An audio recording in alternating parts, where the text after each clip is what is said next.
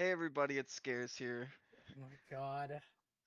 It's not what this is about. No.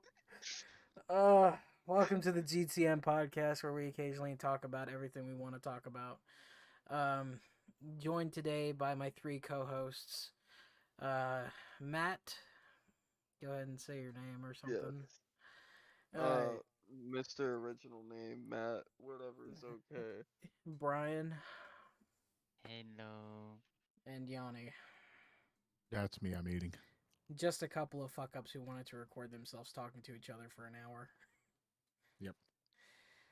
So, uh, since this is a new thing, I feel like it's a good idea to try and tell people what we're trying to accomplish with this. I'm gonna So, get myself a beer. That's what I'm trying to accomplish. Make money. yeah. Well, we're not trying to seem money hungry, but I feel like the general idea for wanting to do this was that I wanted to build up a bigger community than my Twitch channel was able to create. But I quickly realized that if I talk to myself for an hour, it's not going to be very entertaining. So I needed people to co-host it with, which is when I came up with these three to do the show with. Good So let's idea or dive bad right idea? in. Yeah. Bad Let's idea. dive right in though. Like, what topic do you want to discuss? Let's Yeah, dive right let's in. Something dive. interesting. Yeah. Let's talk We about the E3. Go ahead. The floor is all yours, Nick. well, let me fix this real quick. There we go. Now everybody can see the official Discord, the GTM crew chat. It looks fantastic. Um, this is already a disaster, but I feel like I'll get Yeah. better with it at time. But GTM. Good tactical morning. sure. But so Copyrighted. yeah, we had a giant conversation about that one. Um, the general topics of this podcast, the GTM stands for games, technology, and more. So I would handle more of the game section. Yanni would handle the tech section, and Matt and Brian would handle more of the anime slash movies, TV, More. Netflix, Hulu. Yeah, the more section. They would cover more so the more section. Yeah, Don't forget like more. Disney Plus with that like Phineas and Ferb stuff. Yeah, don't forget more. Of course. How could I forget the more section? It's only just the most important section. Is it like the Yeah. Beyond section in Bed Bath & Beyond? I would hope so. I would hope it would be that extravagant. I'm gonna find a remote that controls time. Bed Bath and Beyond and more. Does it have to be more? It can't just be like regular. No, we got to speak more of this more topic. Oh, of Bed course. Bath, Bed Bath and more. Bed Yeah. Bath and More. More's more Bed than and Beyond. more. BBM. which sounds like a real it sounds like a really bad porn section. A BBM. All right. Off to Big a bad great start. moths. Yes, moths. Big bad moths. So we did some research into our individual topics. Billy balls. Sorry, go Uh, on. about a week ago, we did some research into our topics. I know Yanni did some research. I did some research, but the topics at the time are not really um, very relevant anymore since it's been about a week. But I do have some pictures here in my phone of the topics as I wrote them down. Where is that list? I have it here somewhere. Okay, I could have wait. I got it. All right. So the topics up for debate are, well, not really even a debate. It's just really what we're going to talk about. All right. So new releases from a week ago. We have Yeah. Famicom Detective Club, The Girl Who Stands Behind. Famicom Detective Club, The Missing Heir. That's pretty cool, I guess. What? Mass Effect Legendary Edition came out. Not sure if anybody here's a Mass Effect fan. What's legendary about it? That's Uh, ironic. I've remastered, I guess. It's Uh, ironic because I have a mass erect. oh, great. And Subnautica Uh, Below Zero. That's a new one. Got a So, sequel? yeah, it's Gonna the rate sequel it to below Mass 0. Effect. Oh fuck, You gotta not tell me these things. I just said it was a sequel to Mass Effect. It's a sequel to Mass Subnautica. Nautica. God fucking damn it. All right. So does anybody want to discuss any of those new releases? If anybody has any interests in them, or does anybody have any new releases or anything upcoming they want to talk about? Considering Subnautica was a takeoff, I would say that the sequel is probably a big deal. I don't know much about it. We should probably look into it. Probably something to talk about next podcast or near the end of this. But I can't do Subnautica. Yeah, It's I not that it's a can't. bad game. I tried playing it. It's just I have a Hey. fear of the fucking ocean, man. You can't just Yeah. throw So me in many it. people who there's so many people who are like that. I don't understand that phobia. It's literally a video I game. end up holding my breath. Oh my goodness, am I the only sane one here? It's It's not a for fear. me. I just kind of space out and stop breathing.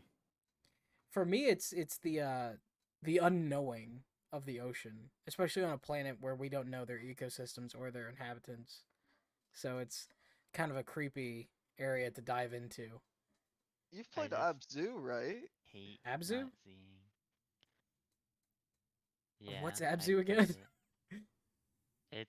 It's like Subnautica, but it's a lot more exploration and story driven. Oh, Abzu! Yeah, I played that. I love that game. Mm. That was a very cinematic, very colorful game. Very beautiful game too. I like that one. Brian, I'm surprised you haven't brought up Biomutant. Comes out Because next week. no one likes Biome. What are you talking about? I told you I was gonna get it. No, you I'm said getting it. you didn't like it. Oh, we got a screen to see. What is this? Oh yes, It's thank you, Matt, Abzu. for Abzu. It was very beautifully orchestrated. It was a very short game, but it felt very, I don't know, alive. I felt very immersed into it constantly. It's I not think new, but the game to me, like I feel like having no voices in a game is a artistic choice for some, but in my opinion, this game would have been a 15 out of 10 if they had like Morgan Freeman like talking over it, like talking about like, oh, that's the sunfish, the most boring fucking fish in the entire ocean, or some shit like that. I don't But know. When it comes to not talking in video games and movies, I usually get kind of anxious. I think that the game was beautiful. I loved it. I have it on PC. I played it on your PS4 like a millennium ago. I'm not sure if you remember that. We were like all in your basement. We had played it on your PS4. Yeah, I remember. Yeah. Brian, you've played it before though, right? Yeah, even that game had me creeped out by the ocean. Abzu? I hate ocean. You hate the ocean? Yeah. We're trying to save the ocean, Brian. Say this is cursed. I just see like water in water. It, Yeah, but he just did a it looks six like he's in like a somersault. dream. Yeah, he looks like he's in a dream, not really underwater in this scene. Once we get Gage on the podcast, we can start saying like, "Oh, this must be the first alien that came to Earth," and he'd probably like try to like give us some, I don't know, like, what is it called, a conspiracy theory? For yeah, aliens totally like probably came to the ocean before. We just don't know about it. But I think the game Whales was are our great. ancestors. Yeah, the whole we evolved from apes thing is pretty stupid in my opinion. I think we came from Frogs. well, no, I thought you said drugs. Yeah, came out of a big old meth lab. But my Matt, God. not Matt, Brian, you you don't sound too excited about Biomutant. I just don't want to get my hopes up. Yeah. What was the other game? Um, Cyberpunk. I mean, aside from that, I don't Fallout care what 76. anybody says. what is it? Cyberpunk Game. was great in my opinion. Small Fuck people. off. Small No Man's Sky? Grounded. Yeah, Oh. grounded. Grounded. A lot of Grounded. people had very high hopes for Grounded, and that ended up being a bad one. I mean, like to me, like you can only use the Rust format a couple of times before it literally just becomes flat. And They released Rust, it too early. yeah, and they were like, "Oh yeah, here's a story that's not even completed, but we're not." It's why? Are you talking about Biomutant? No, we were Grounded. talking about Grounded, which the reason why Uh, we're talking about Grounded is because Brian doesn't want to get his hopes up for Biomutant because in the event of a game like Grounded happening again. I actually don't know anything about Biomutant. Yeah, it's like you create your own furry, and it's like Breath of the Wild Ah! essentially. See, you play as a furry. No. No. Fucking me and Brian watched gameplay on it and like lost our shit because your character actually speaks, but he doesn't speak a language we understand, so he just goes, "Ah, tomato so." It's like just some wacky shit. But I'm I excited hope for it you because can turn off the Simish. narrator. I like, yeah, it's kind of like Simlish, yeah. Which I mean is fine. I like the way the game looks so far. The world looks pretty cool, and the character customization alone looks pretty awesome. Which Instead is, of go ahead. instead of crafting your own weapons, it's like Lego. You put pieces together to make a weapon. You have to put pieces together. Yeah, pieces you pick up from around the Yeah. world. Do you see the screen? There's like Oh a yeah. trumpet. So is it possible to have a weapon that's just completely made out of trumpets? I have no idea. I That'd be think it pretty would fucking probably sweet. fit like armor pieces. You know, like this is a front, this is a back. See? Yeah, look at that handle. Select Yeah, you handle. can do the same with your armor. Okay. I mean, I feel like games are really losing touch with the whole character customization thing, and they're trying to make games where it's like a very cinematic story where like the character's a set character because that's how the story's written is for a specific character. But to me, at least in my opinion, if a game is good, it has to have the option of letting you make the character for the story, because then I don't connect with it. Yeah. Like I connect very well with like the Bethesda titles like Fallout and the Elder Scrolls because they allow you to create a character that would exist in that world. But In with go ahead. in Biomutant there are factions like in Fallout that There's you can factions. yeah, that you can get some kind of what's it called? Reputation with. Okay. Huh. See, I mean, like, I really don't know much about Biomutant. The only little bits of information I know is that it looks really good. The gameplay, from a lot of early release copies that critics have reviewed, they said the combat was actually really cool and very fun, and world travel is pretty stellar. So, if the gameplay is fun and the world travel is fun, then I feel like it's got some potential for a pretty good title. But it has to have a good and compelling story at the same time because if I'm playing a game and the story doesn't, you know, just fucking grab me, I feel like I don't really have a connection to it. Yeah. Like Breath of the Wild. Breath of the Wild, I love the story. I mean, it was every Zelda game to me has a different. It's the same story just with different twists and turns. Like you're trying to save the princess. There's Ganon. He's a bad guy. You have to defeat Ganon, and that's the story in pretty much every Legend of Zelda game except for Majora's Mask, right, Yanni? That um, I actually wouldn't know.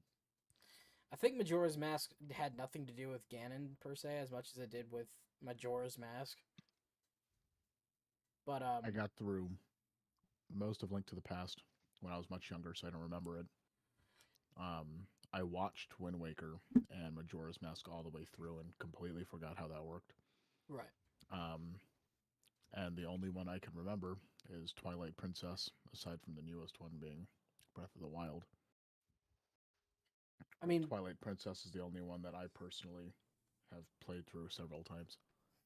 I love Breath of the Wild. I mean, like I've played through that game 4 times at the moment, and it's it's a game where like every playthrough you do can be different because you always will find different things to start off your game with. Like you can always try and redo the same run, but I find it pretty interesting and really enjoyable to go through the game doing different paths each time you play.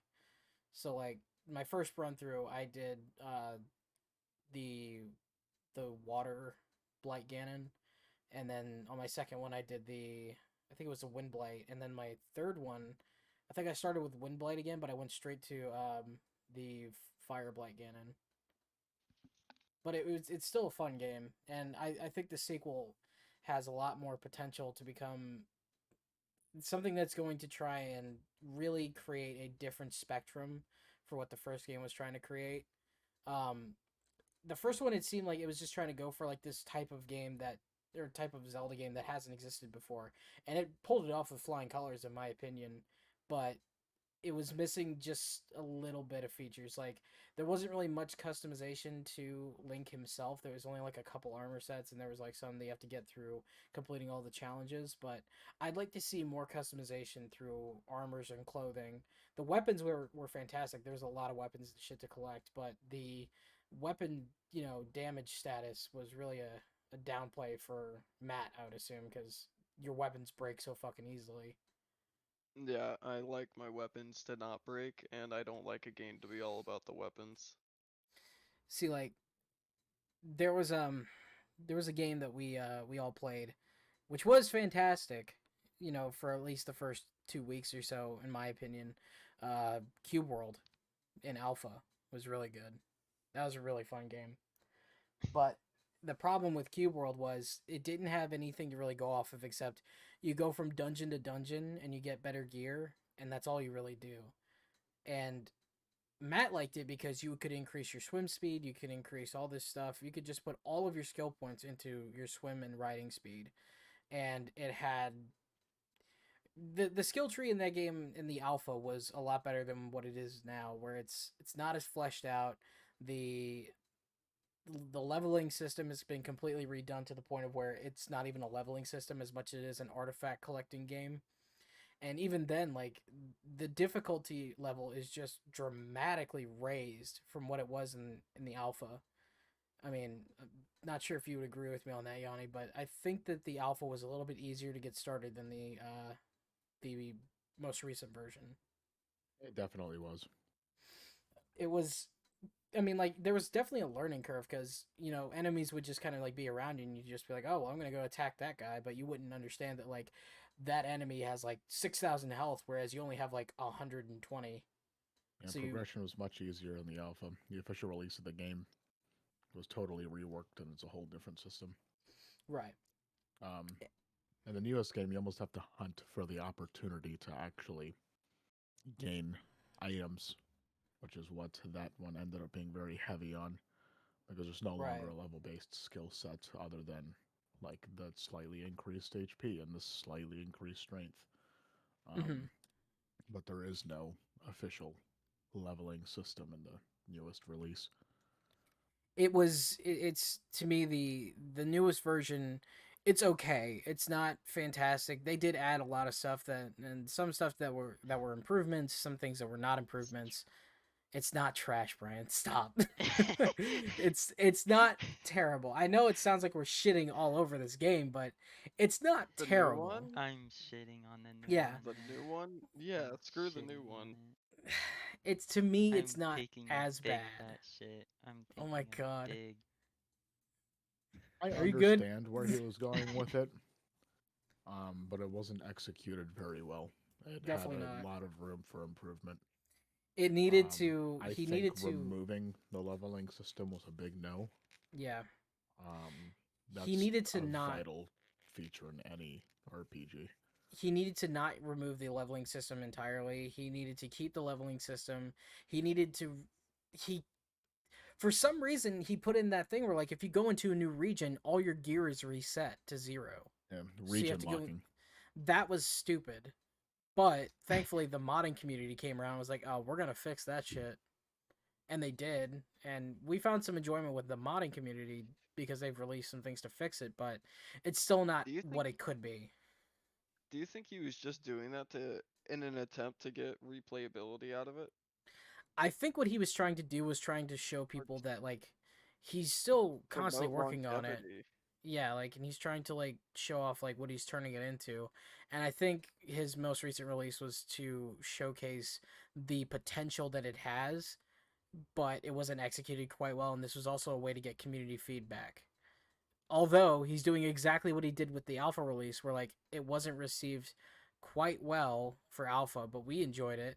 And then he had problems with wasn't it the transaction thing because he was running it in Germany and they have like online purchasing laws or I some thought shit like I that. thought he got DDoSed or something. That's what I Yeah, thought.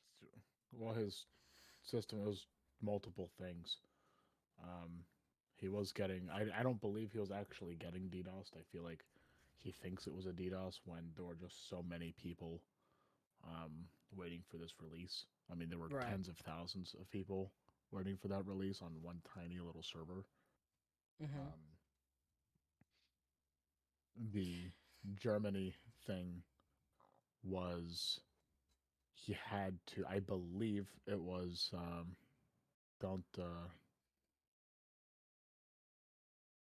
take what I say with a grain of salt on this one, because this is what I believe happened. Is he had to claim his company as a studio or as a publisher in order to sell the game, which he could not do without very large fees to the country or government or however that works over there. Right. So he had to license through a company like Epic or Steam or Origin. Right. So I feel like he's definitely got the credibility behind him because we did get a really decent game with his alpha, and I feel like he has the creative potential to fix what he did wrong with the most recent release and create a game that would be enjoyed and endured by fans for years and years to come. But he needs to really sit down and think about how he wants to produce this game because doing it single handedly is not going to work forever. And I feel like if you're going to have a successful game, you need to have a team of people to do it because trying to do it all by yourself, it's just not going to work. And in this It's case, we waited like 6 years in order to get this update that we were always just teased once every month to once every 2 months to once every 5 months. We'd get like a screenshot on Twitter, and that was it. What were you I saying, think Matt? this is I actually forgot my original point, but I was going to say I think this might be a nice segue to talk about games that we've been playing as of late. Well, I mean, thanks, Brian. How long Oh, ago is did we that start? bad? We started 23 minutes ago, so we're making some pretty good Yeah, headway. we're chugging along. Yeah. So, I guess I'll start. Roblox. Oh my god. I Um, wasn't Just gonna even kidding. bring up that. If you don't mind, I would love to start if that's okay with you. sure, go ahead. Okay, so I mean this may come as a surprise, but been playing Pokemon Red, doing all the games all over again. Just Mhm. figured it would be a nice, fun way to spend my free time, which is very far and few between. But um, I'm trying to play all of them again. And playing Red, I actually encountered a glitch.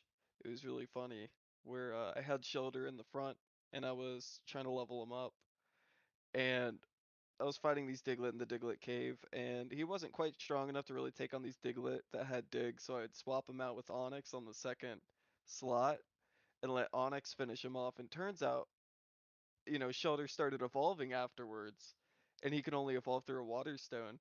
And I thought that was the craziest shit ever. It made no sense. And turns out it was a glitch that only works with a Pokemon who could evolve through a Water Stone and Onyx.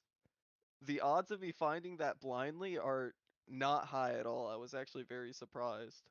Hmm. So, Pokemon Red. Of course, yeah, I'm gonna play blue after I beat it. I'm at this haven't gotten past whatchamacallit. Sabrina's a bitch. So you've been Sorry, I was playing Pokemon. It's a perfect segue into what I've been playing recently. Uh, I've been playing Yeah. Pokemon Sword, and I like Oh, it. really? Not sure about how everyone else feels about it. I Um, haven't played it. I I love mean, I heard Pokemon that it was Sword. too easy. I mean, like you could think. I personally, I like to have a game where it's like it's not too much of a challenge, but it does get to be a challenge at some point. But Like you the like beginning Dark half is like, Souls. well, I love Dark Souls because Dark Souls is a challenge through and through. Whereas Pokemon Sword is just like it's it's a newer style of Pokemon game that we haven't really gotten before, at least from my knowledge. I'm not really proficient in the Pokemon world. I mean, I've only played Emerald, Sword, and Let's Go Eevee. Really, like those are the main three that I've ever played. I've tried Fire Red, but I've never really gotten too far into it as much as I have in Emerald or Sword and Shield. But I like Sword mainly because it feels a lot more open in its main section where you just like have like this giant open field where it's like an MMO. There's a bunch of players running around. There's Pokemon that roam around. You have to like try and catch them, and the art style for the Pokemon look fantastic. And you get to see a lot of original Pokemon from the what was it like 160 Pokemon for like the first one. 150 for the original. So But I was actually 150. disappointed. Yeah, I was actually really disappointed because they don't have every single Pokemon in the game. Like, Well, I mean, like gotta that's to catch be them all. expected. Gotta catch them all is no longer their slogan, and they haven't said that in years. And it's it's just a bummer, you know. They have all of these Pokemon, and that'd be totally kick ass if they could add them all in just one game.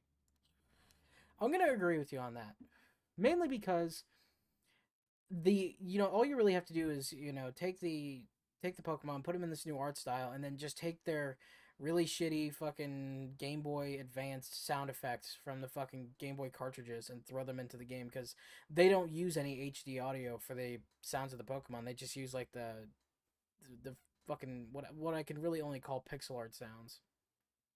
So I mean, it wouldn't be that hard to just port them over and just use their sounds from the games. So it shouldn't be too much I of a think it's problem. But mainly just 3D sprites. I think that's really what they're mainly bitching well, about. that shouldn't be a problem because they already have 3D sprites for Pokemon Go. Yeah, but again, they just, I suppose, don't want to do it. They pump out games so quickly now. I mean, it feels like not too long ago that Diamond and Pearl came out in black and white, but that was a long time ago. And it has unfortunately become more of a business. Yeah, I mean, they stated that in an interview, the Pokemon director stated that kids these days don't want to play a game that takes them time. They want to play a game that they can beat really fast and very easily, which I disagree with. I feel like that's just a quick cash grab. They don't. If they ask fans, they'll want a longer game. I don't know any kid who does not have time. That to me is ridiculous. yeah, I mean, like, I'm not gonna pretend like Pokemon is a game made for adults. It's really made for the child audience and the child in all of us. But it is. I do understand where they're coming from, but I don't agree with the whole. Oh well, kids don't have a lot of time these days. I'm like, have you met this fucking generation? They have a lot of time. No, like even the first game, like Red and Blue, I get my ass kicked as an adult, in that game. I mean, it's not the most challenging. That's with every game that you can level up, grind up a little bit, and get better. Right. It gets easier periodically over time. You put time into it and it shows results. But it started getting easier, I would say probably in X and Y. That's when it started getting a lot easier. I think that's Gen 6. Don't quote me on that. This is I gonna be a really actually newbie first. question, but is X and Y where they introduced the X and Y evolutions? Because I What the honestly have no idea. did you? I don't You just know. That's why I confused. You asked. can no. You confused Yu-Gi-Oh with Pokemon. Oh no, because I mean, there's oh wait, fucking what It's Mega Evolutions. Mega Yes. Evolution? God damn it! There you go. I Don't Isn't don't cut that know. that out. Exe summon my isn't there Pokemon.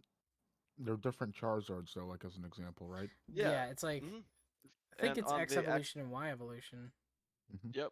I think I don't quote me on this, but I think the Y one was where he kept the same skin color and he just looks kind of silly. I definitely prefer the black one. He does look Yeah. edgier, and Charizard is Right. definitely Nintendo's it's their baby. It's Pokemon's baby. They love Charizard. They spoil the It's shit their out of poster him. child. I will say the Mega Yeah, next to Evolutions, Pikachu. based off of the anime, it is very brutal to watch. It is almost I abusive to the Pokemon. I think that when they introduced the X and Y evolutions for some of the Pokemon in Pokemon Go, I got really angry because it was like, oh yeah, you can evolve your Charizard to the X or Y evolution, but it only lasts about 15 hours. It's It's temporary like, what is the point? and it's almost abuse. I don't fucking care. It might as well It's a be abuse. Pokemon. I mean, I'm not gonna pretend like that show really Ah. didn't have any abuse. I mean, I think the episode that broke my heart was the one where they just stumble upon the Charmander that's trying to keep his tail lit. Yep. That broke my fucking heart. I'm saying it's one of those dark moments in Pokemon. This is that kind of just hits a little bit of weird reality of like, wow, even Pokemon even a die. show like this that's so kid friendly can have a very heavy hitting story. Yeah, TVY7. yeah, for 7-year-olds too. But for is there any other games that anybody's been playing? Yanni, what about you? Casual, Battlefield 4, Rocket League. I will say Battlefield 4 is a lot better recently. The community, as compared to first launch, Mhm. is much better. Way more communication, way more friendly. Not every single person's trying to get into a jet and just crash into a building. Right. So I I'd think say the overall, the release of Battlefield 1 and 5 have increased the quality of 4. right. I think that going back to our news segment, knowing that Battlefield 6 is going to be hopping to modern times again really fills me with joy because I was so done with going back in time. Battlefield 1 was interesting because we haven't really had a World War 1 video game. I'm pretty sure we have at some point, but we haven't had like an FPS World War 1 game. I'm pretty sure there's been like some sort of like realism or real sim or milsim. I think it's called milsim version of World War 1, but having a World War 1 FPS is really interesting. Yeah, But and going it should to have stopped at Battlefield 1. yeah, they went to World War 2 because in my opinion, I think because COD went to World War 2 and You I have don't 3, you have 4, and somehow you go to 1, which is for World War 1, Mhm. and then you continue. You go to 5, but somehow we still are back in time. And And How then is you 3 go and to 4 the modern, and now 5 is going back when we have and a 1 track already? and to quote 6 is somebody, gonna be Revolutionary War. oh my God, please God no. Jesus.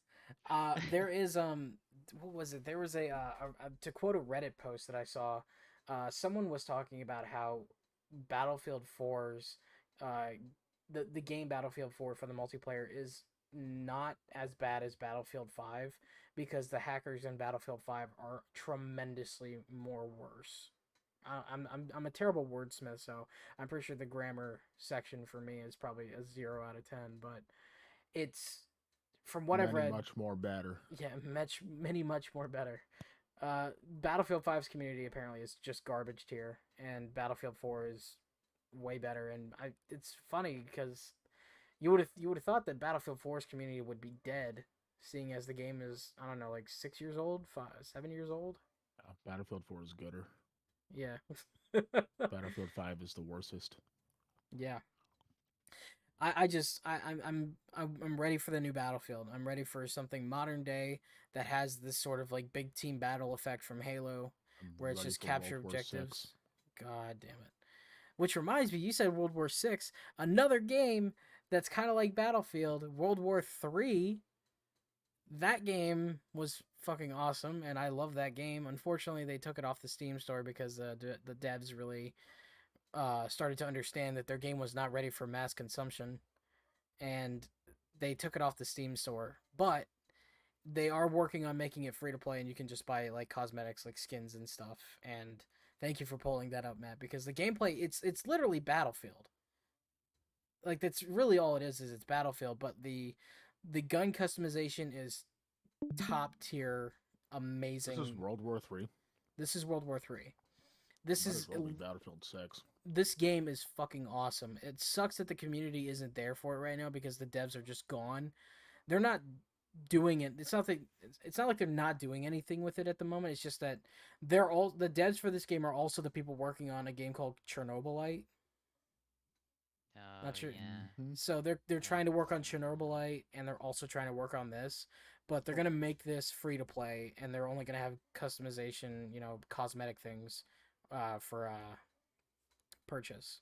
But I guess- love this game. Like this right here is the customization. Like you can customize your guy's clothes, the gun scopes. You can have like 2 or 3 scopes on the gun. You could turn a G36C into a DMR if you wanted to by adding extended barrel, having a sniper stock on it, giving it a 10-round mag if you wanted to, and giving it a bipod. You can customize the shit out of your guns, and I love that feature in a video game where you can just make your gun your own without just having like, oh, you got a scope, oh, you got a silencer, oh, you got a heavy barrel. No, like you can make your gun whatever the hell you want, and there wasn't an unlock restriction. It was just playing the game. You earn money, you can buy guns, and you can buy attachments. There wasn't The an unlock Civil wall. War. Why do you want the Civil War? Funny enough, they have made a Civil War FPS before. Uh, I'm not lying. There was an FPS could Civil be. War. It was terrible, but the game was made by the History Channel. You think I'm bullshitting, but it's a real thing. I used to have a DVD by the History Channel that had a game that I could play with my remote. I think that was like a pretty big thing back in the day, because I mean, like even the Harry Potter movies, they had games you could play with the remote. That was a Over the pretty Hedge. big thing for them. Oh my god. Mhm. This is also oh my god, the Civil War game. This is actually a newer one that came out on Steam recently. It's kind of another mill sim essentially, but it does look really good. And if you're a fan of the Civil War and you like mill sims, that's the game for you, I guess. It's definitely got its ups and downs. I haven't played it, but I've seen people play it. It's not 100%, there yet, but it's getting there. And I feel like it's got the potential to be something pretty good for those people who really wanted that type of game. Personally, I'm not interested in the Civil War mill sim aesthetic, but whatever. There is a guy on YouTube named Blue Drake, who's making his own FPS game that's a mill sim. But the interesting thing about the game is it takes place from World War One to World War II to Vietnam to modern day combat. So you could just join a lobby and go straight into a random war at any time. I like that That'd idea. probably be Like, a new approach. yeah, like I've talked about this with like when I worked at my old job, I talked about it with one of my coworkers. I was like, people like the whole fucking the battle royale thing, and I told him like I have an idea for a pretty cool battle royale. What if we just had a battle royale that took place in different time periods? So like you join a battle royale lobby and you start diving in, but it could be like chivalry where you only have swords, shields, crossbows, and catapults, or you join in during the Civil War and you only have muskets and stuff. Just different time periods each time. I feel like that'd be a pretty cool approach to the whole battle royale game genre. I don't like battle royales at all, but Do you mean totally accurate battle simulator? no, I don't mean totally accurate battle simulator. I I feel don't like you do. I don't like it. It What? looks What's it wrong looks with it? I'm just not really. Oh my god, I'm not one for the what's it called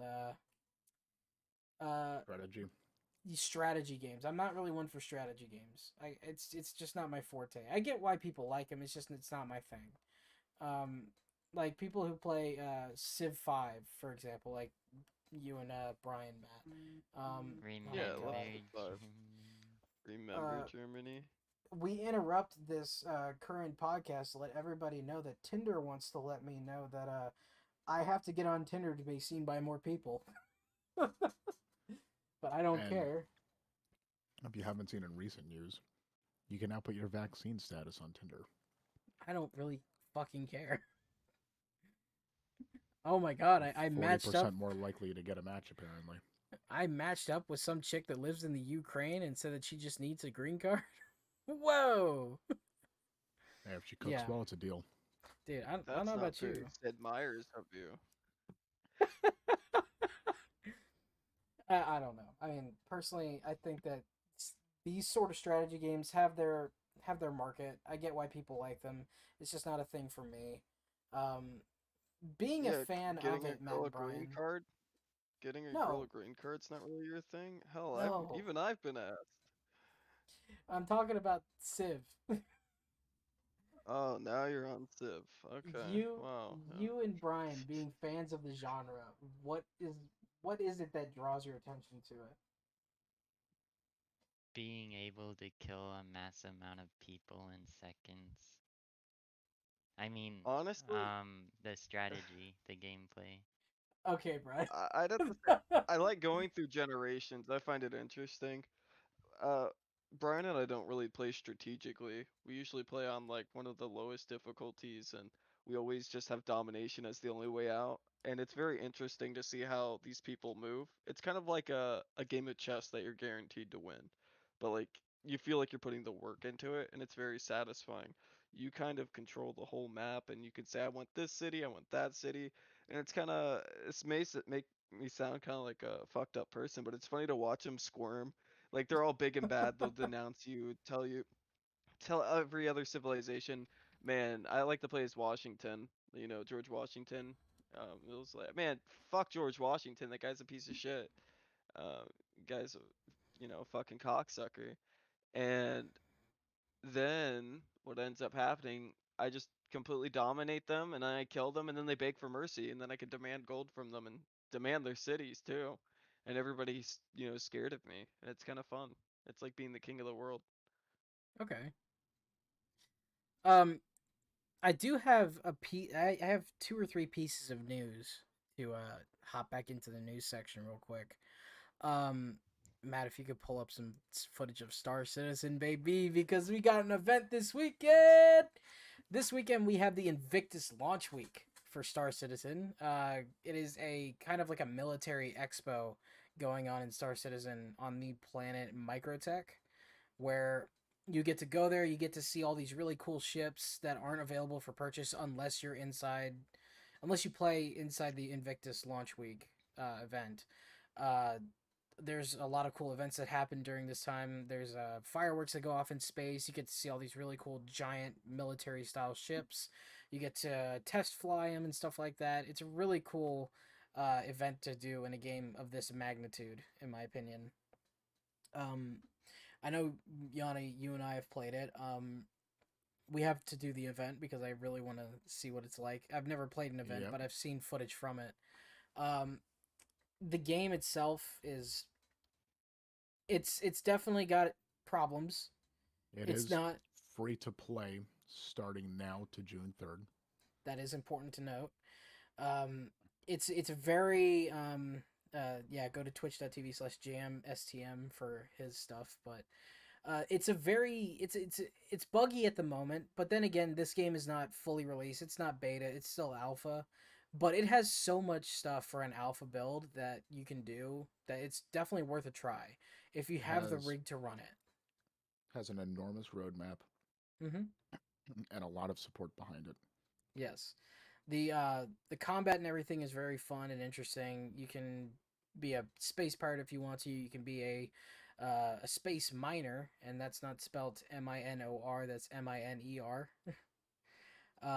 You can do bounty hunter missions where you have to hunt down other players. You can do bounty hunter missions where you have to go to like a planet and clear out a base filled with NPC enemies. You could be the space FedEx man and go to different planets, pick up their deliveries, and drop them off at different planets for and get like credits for use for buying ships, buying upgrades for your ships, and just there's a lot of different jobs you can try out with this game, and I feel like it's definitely worth the try if you have the rig to run it. You're not Definitely play even during It the. is. sponsored. I know it's not. I'm not sponsored, but I feel like it's a game that's good enough for a try. I mean, if it's a good game and I enjoy it, I'm gonna try and get people to play it. It A game like this is. definitely deserves a community. It's a lifestyle of a game. Yes. It does not do anything for you. You have to buy drinks, put drinks in your hand, open them, and drink them. Hmm. You do have to open doors completely by yourself, not just look at a door, but look at a switch and actually open the door. You have to get into the ship, power on your ship, fire your engines, and then take off from the pad or uh, take off outside of the dock. So I it would say is it's very much a lifestyle of a game. it's more of like an immersive thing. Like typically with the only real other space games that we have that are kind of like this are No Man's Sky and I think Eve Online. But even then, I'm not sure how Eve Online is. I've just seen how that game is really the most. That game is just a huge lifestyle from everything I've ever seen on Reddit about it. But this game is it's got a long, like Yanni said, it's got a long roadmap ahead of it. There's a lot of things they want to add. There's a lot of stuff that you can do in it currently. I feel if you have the rig to run it, which currently my rig is a 2080 Super, a Ryzen 7 3700X, 32 gigs of RAM, and a solid state drive, which is definitely recommended for a game like this to have a solid That's a state weird drive. sounding plane, Nick. What? That's a weird sounding plane. What? All the I was trying to make a joke that I was done with technology, but it fell flat. Thanks, Nick. No problem. But yeah, just look up a lot of rig requirements for this game. You'll figure it out. Definitely give it a try at some point. It's worth it if you enjoy space sims. Uh, Other news that came out of this week, for video games specifically, um, Hightail. We haven't heard much on it. We still don't have a release date. We still don't have much news coming out of the area of the devs. All we really have so far is a lot of screenshots from the postcards and just some overall speculation. I like to keep myself well informed with their Reddit page just to see if anything else happens that I don't know about. But definitely hop over to the Hightail info Reddit if you're curious at all. The game itself to me is just it's going to utterly destroy Minecraft, which I know is a meme in the in the Hightail Reddit. Everybody keeps saying it won't kill Minecraft because Minecraft can't die, but I'm on the side of saying that it will definitely kill Minecraft.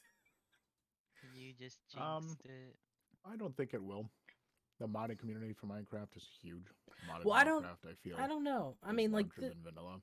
this game says it's gonna have its own integrated modding system. So if this Um, game is gonna have its own integrated modding system where you don't have to like constantly open up third party programs in order to mod it or even have to code in Java, and it's just like yeah, you Whoa, can he's make your own things. he's I feel it throwing may be rocks locked down quite a bit for a very long time.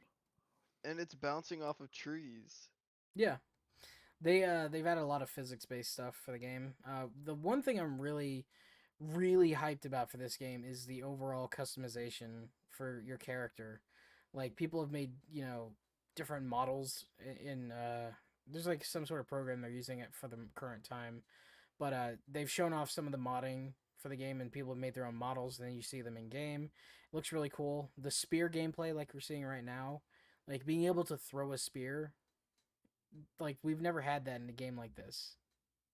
So it's really cool to see like somebody who a server community from Hypixel who only ran a Minecraft server with mini games decided what they're gonna do is they're just going to make their own version of Minecraft but better, and they did it.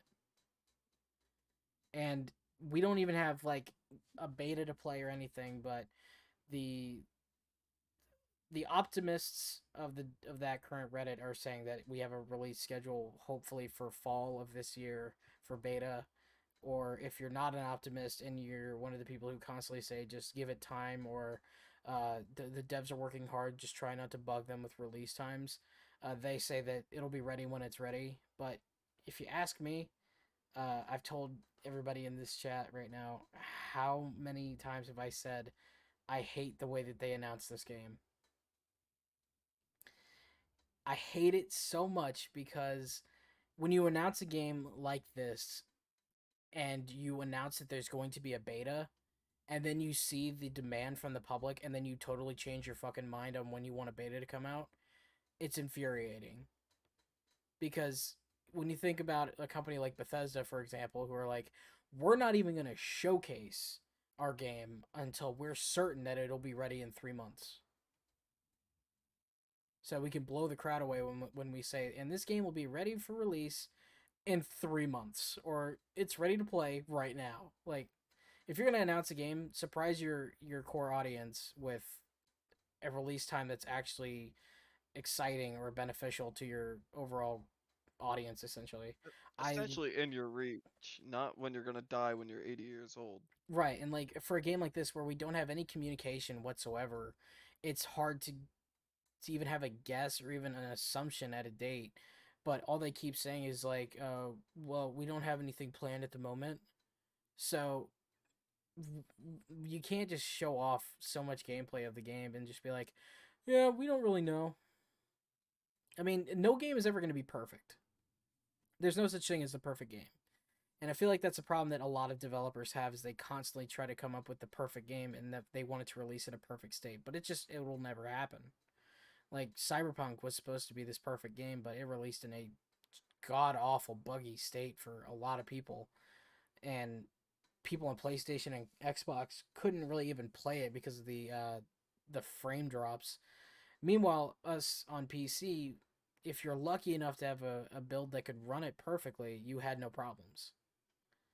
But for players like Yanni, who don't like what was it? What was the main problem? So, with PC gaming, you have we primarily play PC games because we have raw input.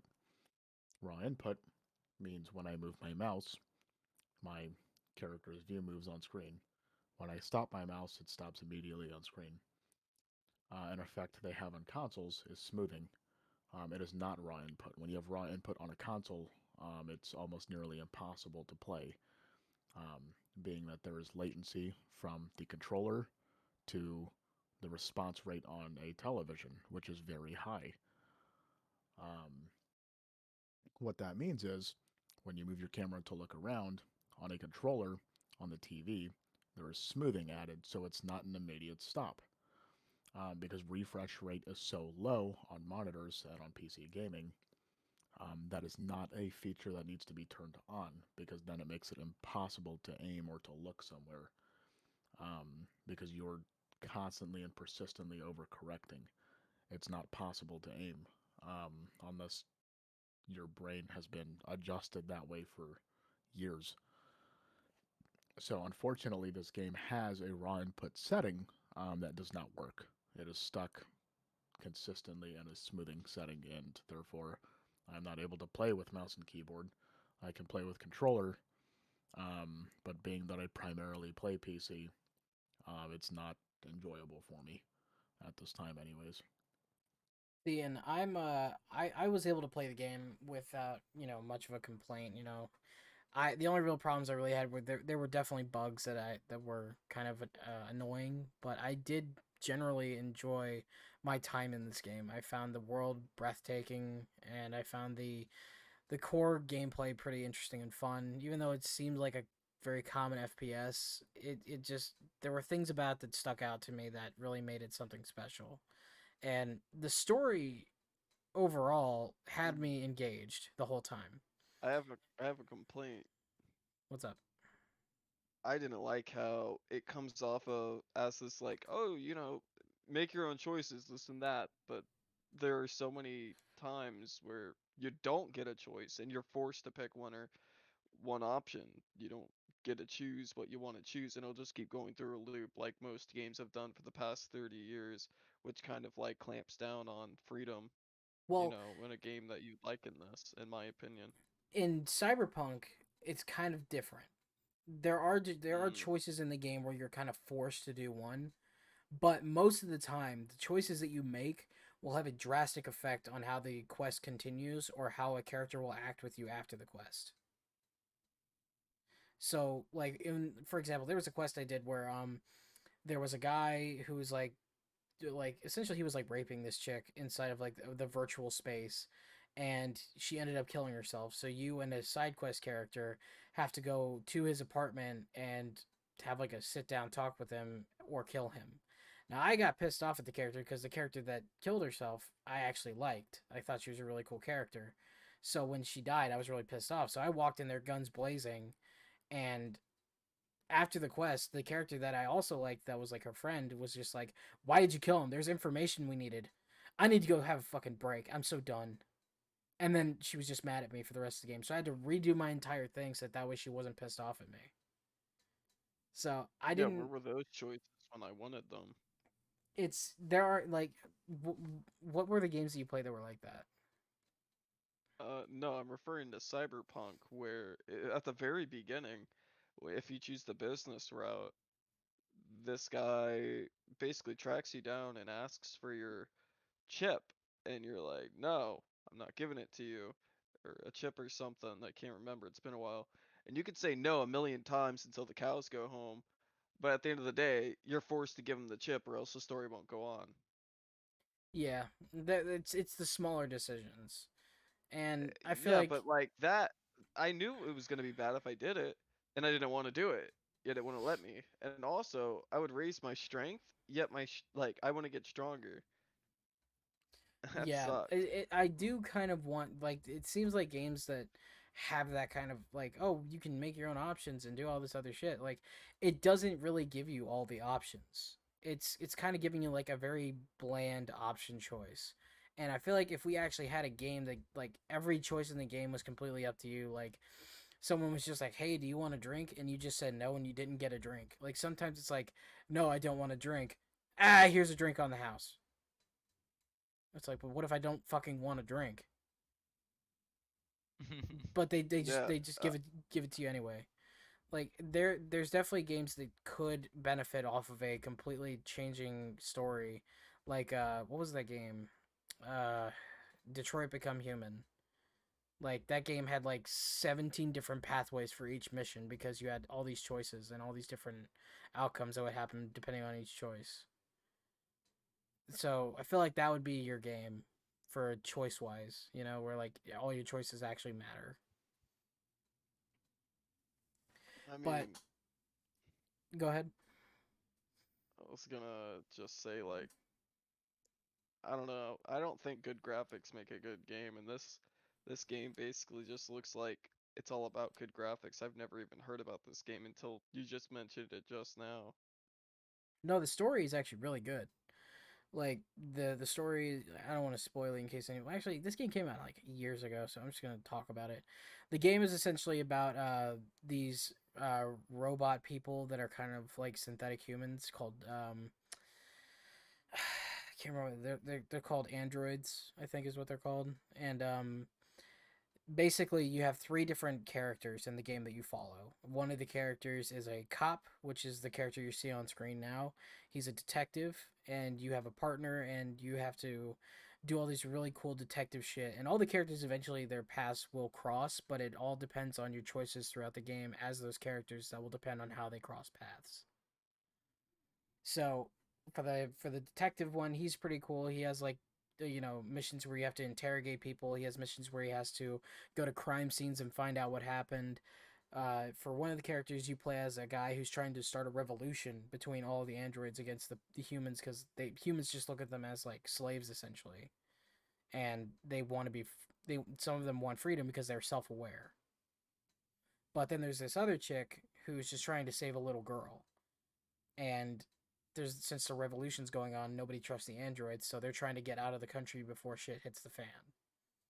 So the game has a lot of different different story arcs and a lot of different characters to, you know, basically have your own choices with. And I feel like if you want a game with choices, this is the game for you. There's not action sequences where you have to like, shoot at people, you have to get headshots and stuff like that. It's really just like a story driven, kind of like a point and click adventure kind of game with dialogue options. So it's kind of like a visual novel in a way, where like Ooh. you walk around, you choose options. It's not like a fall in love romantic game, but it has a story, and the story, in my opinion, is very good. So I'm going to recommend, since it is getting a little late, that we touch on one of the final topics, and that being anime, if that's okay with you guys. That's fine with me. Let's move on to anime. So, I don't really have much knowledge in the anime world, but I know that you three do. So, I'm going to leave this one completely up to you. And if I have questions, I'd hope you guys would answer them. Yep, I'll let Brian take off first. Go ahead, Brian. No. Any anime that you've been watching? Come on, man. Come on. No. Come on. Yeah, come on. Come on, Brian. What have you been watching? Actually, there is a really good anime that I've been watching. It's called it's really hard to pronounce. Corey in the house. But in English it's called To You the Immortal. Uh, Oh, is it I that know show about Matt wouldn't like it. the guy who can see spirits or something? No, Mushishi is good too though. To You the Immortal is about this almost immortal being Okay. that's put into the world by almost like a god figure, and it's just about the immortal Okay. going through life around humans who are not immortal, Okay. and they So, keep dying around them. okay. So, Matt, what have you I been watching? can't really say anymore. um, I mean, not trying to, you know, brag or anything, but definitely Hajime no Ippo. And that's with Brian. We haven't watched it in a while, but like Yeah. it's such an old anime. It's nothing new. I've actually never heard of it until Brian mentioned it. He pitched it as like a boxing anime, and I thought that was kind of silly because there's a bunch of sports anime, and I've never really been a fan. To be fair, I've never really given it a chance. But you really get into the show, like you see him like punching, and you hope he's gonna win like every time. You could really, I wouldn't say relate to the character because he's optimistic all the time, and he's what they call an inboxer, so that means he fights really close. Um, like at all times, he's always fighting up and close, and he doesn't do too well from a distance. And he just every time he fights someone stronger, better, bigger, stronger, and he creates ways to combat it, and he just improves so much in such a short time. It's ridiculous and satisfying to watch. I really like the training sequences, and that's another thing I liked about Dragon Ball. But not a lot of people like the training sequences. They just prefer the fights, which I've never really been so super into the fights in Dragon Ball, except for like the original Dragon Ball. But in this is just the fights are very interesting. They're fast paced. Sometimes they drag on, but never for more than 3 episodes. And it's just very satisfying when he gets the win, or if he loses, it's like, okay, I can understand. See, the thing when you tried to show me this anime, I kept looking at it as kind of like a Rocky the anime, and that reminds me, I did watch Rocky 1 and 3 today, and watching those movies and then seeing this anime on your screen right now, there's a lot of, I mean, boxing is boxing, but watching Rocky, the sheer cinematic notation of it essentially is just, it's raised to the max, and it feels like these fights in the show I'm assuming is like the times where the show really starts to pick up, is where like they go all out in the effects and the art and everything. Yeah, it gets very, like I said, you get very into it. You're watching every move, and nothing really feels like too much filler, except for either when they do a short recap after a commercial break or when they're doing a count. The count is probably the most annoying part when they fall down and you know they're going to get back up and they're just doing an internal monologue for about like 2 minutes straight and the guy's counting to 10 and it's definitely been over 10 seconds, but that's just basic anime. It's just, you can apparently have a whole 2 minute conversation with yourself while 10 seconds is going on.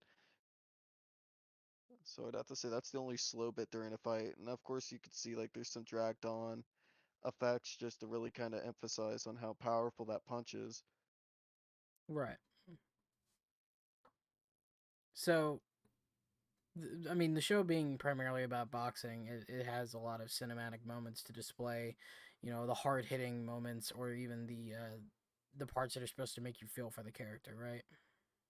Yeah, you could really I wouldn't say go as far as saying to relate to a character, but you can really kind of appreciate the characters. They don't feel as stiff as they did in the first few episodes of like most anime. A lot of characters usually feel stiff all the way throughout. They just don't seem to develop any. And with these characters, you just learn more about them and you're able to differentiate them after I'd say probably about like 7 episodes or so.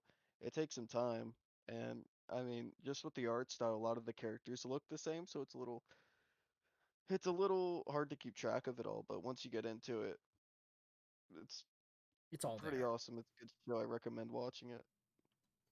Okay. All right. Well, Yanni, what have you been watching?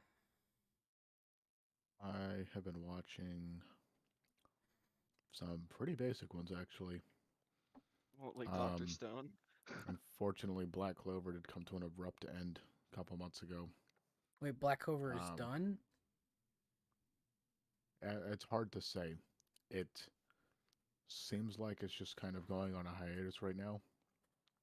There was supposed to be a movie, but there's not much talk of it right now. It kind of just stopped abruptly, which is unfortunate, being 170 episodes in. Um, I am watching for my ongoing ones Boruto, One Piece, and My Hero for right now. That's pretty much all I have going on. I Um, can't do one My Hero anymore, man. I just can't.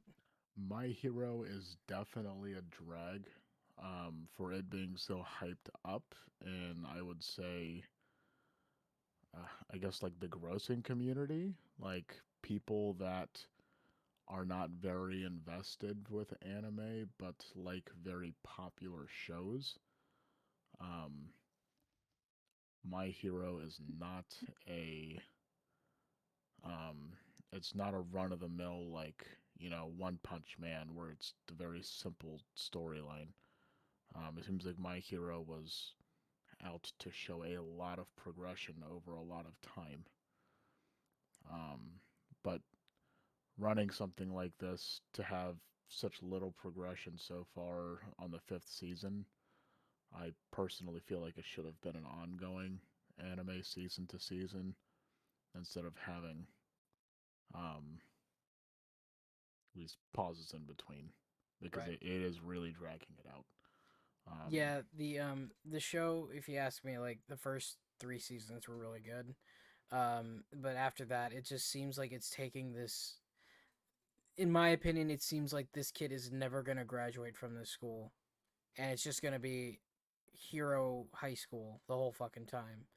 And for me at least, it lost its it lost its appeal once I started to realize that they're never getting out of that. It is kind of strange though for a seasonal anime to really have some filler bits in it because yes. that's something like a serialized series would do like Naruto, One Piece, um, Hmm. or like the original like Dragon Ball Z back in the day and Super of course. So I would say to people, I don't know how Matt and Brian feel about this. Um, at least to me, this just seems like a very normal anime. Um, to people who watch occasionally to get with, I guess, the crowd. It is very drug out, but that is fairly normal in the entire world of anime. I mean, it appeals to basically everybody. Mm-hmm. It's And you it know, hits a it's little bit of superheroes everywhere. in school with a slice of life comedy with a bit of action. It's got what you'd really want in an anime that really reaches out to everybody. I would say personally, it falls under that list of what people would say. I don't like anime, it's dumb, but they would watch like Black Butler, Assassination Classroom, like the stuff that's technically anime, but more for the mature audience. Right. Assassination Classroom by no means is for just mature audience only. I personally enjoyed that one, and I've been tempted to watch it over again, but I just haven't found the time. I mean, I feel like, anime's definitely got its place in the entertainment sphere for a lot of people. Seeing as it used to be just like this thing that, no one was really into, but now it seems like it's just blowing up with people, and it started blowing up like, I don't know, a couple of years ago. Um the only animes I've really ever seen were My Hero. I've seen a little bit of the boxing one. Death Note was the one that really got me into it because the show was just serious in its tone, but it had a lot of quirky moments. But I love that show, particularly for the back and forth between the bad guy and the good guy. And besides Death Note, the only other one I've ever seen is Cowboy Bebop and Sword Art Online. And Sword Art Online, I've said this a million times, but that show was good from episodes 1 to about 5, because it was in those 5 episodes it was about, I'm trapped in a video game where if I die in the game I die in real life, and I'm trying not to die, and I'm a solo player, and I'll try anything to try and survive and get to the end of the game. But they hit this point where it just became nothing but romantic fucking, let's build a house in the woods and raise this AI daughter, and it was just, what am I watching? It lost its appeal completely at that point. Like, it had really cool visuals. The show was fantastic for the visuals, but it lost its appeal fast. Like, even in a scene like this, like, why what's the point? Like, I get that. How the fuck did she survive for so long if she's flailing around like that, about to be eaten by a fucking monster? How did she live? Like, it's stuff like that that doesn't make sense. But whatever, it's the show's decision. Whoever's directing it, make they make it how they want to make it. But I'm not so much in the anime sphere as much as I am in the, like, Netflix original series or the Amazon Prime shows or shows. HBO, Yeah, HBO. Like, the show I've been larger watching. series. Yeah, a show that I've been watching a lot recently is Louder Milk, which is a great show because the character reminds me so much of myself. He's just like an asshole to everybody, and I love it. But Nope. besides Louder Milk, it's Louder Milk and occasionally rewatching like episodes of The Mandalorian. But besides that, I'm not really much of really into shows. I'll watch the ones that look interesting to me, but beyond that, like, I'm more of a movie person, so I'll rewatch old movies that I really liked or watch movies I've never seen but look interesting. And movies that I've seen that were interesting, I have it on my list of things I wanted to talk about, but I threw my phone across the room when I got that stupid Tinder notification. So I'm not even gonna deal with it. But um, The Midnight Sky is one that I remember. That was a really cool movie. I think we watched it, right, Brian? What Thanks, Brian. time are we at? Brian, What do you remember watching The Midnight Sky? what time are we at? 1:14. Um, we'll cover this and then cover a little bit of tech and then probably wrap it up for the night. Yeah. I actually don't remember Midnight Sky. Well, Okay. it's right there up on the screen. It's a Netflix film, apparently, as it states. Oh Yeah, that it's one. I liked it. You know, it didn't get a lot of good reviews, but I personally liked it. I thought it was a really cool like spin on like having a movie that's about survival but also about planet exploration in a way. I thought Oh it was yeah, this was yeah. awesome. Yeah, I thought it was a great movie. But I get why some people didn't like it. The performances were fantastic in my opinion. George Clooney being the actor that he is, he had a perfect role here, playing a cancer patient, being the last person alive on Earth. He pulled it off perfectly. It was just a great movie. Uh, so beyond that, let's hop really quickly into the tech sphere of this podcast so we can cover the topics in there, and then we'll call it for this episode, and we'll go on to our next one. So Yanni, what's been Nice. interesting in the tech sphere? I do have a keyboard wrist rest falling on my lap. Okay. So, recent news. The Pixel 6 and Pixel 6 Pro have been leaked. I am a little upset on the Pixel 6 Pro. It has a curved screen, which is a direction I did not see Google going. They Um, released the images for the Pixel 6 Pro. They're leaked. They're So leaked. it is. Yeah, Matt, can we see if might we as can well find the be images? official. This is probably old. I don't know. It has the notch in the screen. Not notch in the screen, but it has like the hole punch camera. Yeah, the Pixel 6 Pro has a triple camera setup in the back. It does have a hole punch camera in the center, just like that Galaxy. Okay. Honestly, from the front, it looks very, very similar to a Galaxy. They will What's almost that be red exactly part? identical. Except for the fact that the Pixel is The just running on rear Google's is OS. totally different. There it is. Jesus, that looks awesome. I like that. There's That some looks ups really cool. and downs about it. The cases will definitely help a lot. It's a very weird notch to have. They could have done it a little bit better, I feel. Right. Um, but it is nice to see a Pro version. I'm assuming the Pro version is going to have, I believe, an 833 or an 883. One of those is the latest 50 Snapdragon processors. megapixels. Yeah, it is it's a pretty decent camera. Does have a 5-time optical zoom, which is pretty nice. I want Canon to make a Um, phone that's just like a camera that has like 6,000 megapixels. Megapixels. Megapixels. Yo, It was pickle. Drew Pickles the whole Yeah. time. It was Drew Megapickles Does the have whole time. stereo speakers, which is pretty nice. Right. But unfortunately, again, the Pro version does have a curved display, which is kind of annoying. As I do like to have screen shields on my phones, Matt, can you I pause don't that like right to there? get a single scratch. Can you go back Um, to where they showed like the back of the phone? So yeah, that play. works. No. Go forward. Let's see. I want to find. There it is, right there. Oh, I don't like that. I don't like that.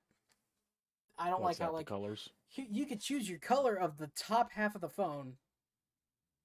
What's Yeah, the and fucking they go point? to a very gradient color on the bottom. It's Google's weird approach to color schemes. Um, they've never been very, or they've always been very niche with their color schemes. Right. Um, they've never followed a particular standard of just making the entire back one thing. They always have to have some sort of staple to really stand out from the backside. One thing I will say, their cases are still some of the most comfortable cases ever. Their I fabric used to cases, have. I feel like, are one of the best ones. I went I mean, from the color the. shouldn't. Go ahead. Sorry. I was gonna say the color shouldn't matter too much if you're gonna put a case over it. That's usually the ultimate. What am I gonna say? Argument. Yeah, ultimate Yeah. argument. It's you might as well Debate. just end up with any color. And I'll be honest, working in retail, that sells a phone a lot of the time. People will be hesitant and be like, if you don't have the black one, I really don't know what I want. Or it's usually never the black one. We almost always have the black one. It's people want like the lilac or the The red. crazy ones, like the super limited blue that you can only get at Best Buy. And so, you know, you ask, well, what kind of case are you going to get? And they're like, oh, yeah, OtterBox Defender. It's like, that's great because you're not going to know what colored phone you have at all with that case. They're like, you know what? Great point. I'm just gonna get the black one. Here's my thing though. With phones like iPhones, for example, it does matter for the color because if they make the white phone has a white front to it. So like if I don't want a white phone, there's no way I can just put a case on it and have the white front of the phone be gone, unless I get an OtterBox that covers it up completely. Um, I will say that doesn't matter anymore with the 12s. Right. I forgot all about the fact that Um, they went 100% screen. But being that that they have zero bezels, really, you kind of don't see that unless you run a transparent case. And that was the only problem I really ever had with, the whole iPhone color thing was that you either got a phone that was one solid color or you got a white phone that was white all the way around and it did not matter. So like you could get right, a OtterBox symmetry case, which is one of my favorite cases for any kind of phone is a symmetry case. And it wouldn't matter if it's black or not because the front of the phone's going to be white. So thankfully they've gone away with the whole bezels and stuff like that because every phone company is going away with bezels. But I do like the design of the back of it where like the camera just kind of stretches across the entire back of it instead of having it just be like in one isolated corner. I feel like that's a really cool design, just from my opinion. I'm not sure how everybody else feels about it, but right. Trash. oh well, thanks, Brian. So that's currently what's going on with the Pixel. Um, and slightly cooler news: aluminum ion batteries. Um, they are starting to get into graphene technologies, and they found out that aluminum is a great shell for housing graphene. Um, and being that these graphene batteries are going to work as not just supercapacitors but ultracapacitors, um, the cooling is almost not even a requirement anymore. There's no need for active cooling. You don't have to worry about having a fluid, as an example, run through a car, um, other than keeping motors and bearings and bushings um, lubricated. Um, as an example, uh, aluminum ion batteries can charge at 60 to 80 times the speed in current testing than as compared to lithium ion batteries. Um, and the power density sits at 7,000 watts a kilogram, I think it's important to note which, that most phones nowadays are using lithium-ion batteries. In case yes, like a general most viewer doesn't everything. know If that. anything has a battery, aside from your TV remote, any high powered electronic device that has a battery, including your electric cars, it is all lithium ion. There is no other major standard other than nickel metal hydride. Do you think we're ever gonna Um, like reverse in time? We're going forward with the idea that electric cars are the future, but what if like we I go don't like think further we will. we We go will further into eventually the run out of future? oil. No. I'm talking like eventually in the future, like everybody has electric cars, and somebody's like, yeah, but like, what if we had a car that runs on, I don't know, gasoline? And we fucking just Maybe, I reverse don't know. ourselves back down to gasoline. Because like the I, whole idea is that we're not going to have carbons for long. Um, and it is, as of late, even getting harder to find hydrocarbons. Even though we are developing more technologies, we're doing more scans, we're finding more oil, but we can only do that for, so long. It's not an unlimited supply. we're going to have to get to a point where we can recreate oil essentially So, out of nothing. or go, as an example, to like ultra capacitors, or we can just go reliant on solar. Right. Because this is going to lead to another thing because everyone's kind of freaking out. Oh, what about solar flares? That's another thing I could bring up here in a moment. Back to the batteries real quick. So the power density in recent testing shows 7,000 watts per kilogram. Okay. As a comparison, lithium ion only ranges from 130 to 700 watts. Hmm. So you're talking up to 10 times the capacity Right. in the same size battery. Oh, there it is, 744 milliamps. Yep, a gram is how they're going. Okay. So the whole graphing thing is going to work out way more efficiently than a lithium ion battery. Yes. Okay.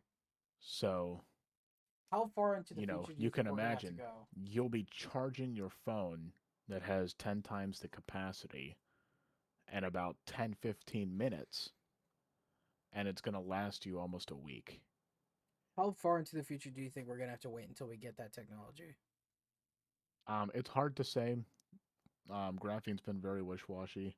Aluminum ion batteries have been very promising as of late. It has been popping up more and more. Um, Elon is still out to get the most performance possible squeezed out of lithium ion batteries. Um, which I guess there's nothing wrong with that. In my eyes, I feel like that's still going to be a future expense. Another interesting thing is after 2,000 entire full charge and discharge cycles on this aluminum ion battery, which, if you don't know, in a phone's lifetime, average lifetime, by the way, about 393 charge cycles is what most people go through because they swap out their phones every year. So every year, it's about nearly 400 charge cycles, full charge cycles. Okay. Um, So it's so definitely got it. It definitely has a lot more improvements. aluminum ion, 2,000 charge cycles, full charge to discharge. They saw no deterioration of the battery. Yeah, that's the kind of technology we need at this point. Imagine what that would look like for vehicles Yeah, if we when can get your only repairs will be motors, which are becoming extremely cheap because they are being mass produced, um, and tires and bushings and bearings. You don't right, have to worry about a transmission. You don't have to worry about engines.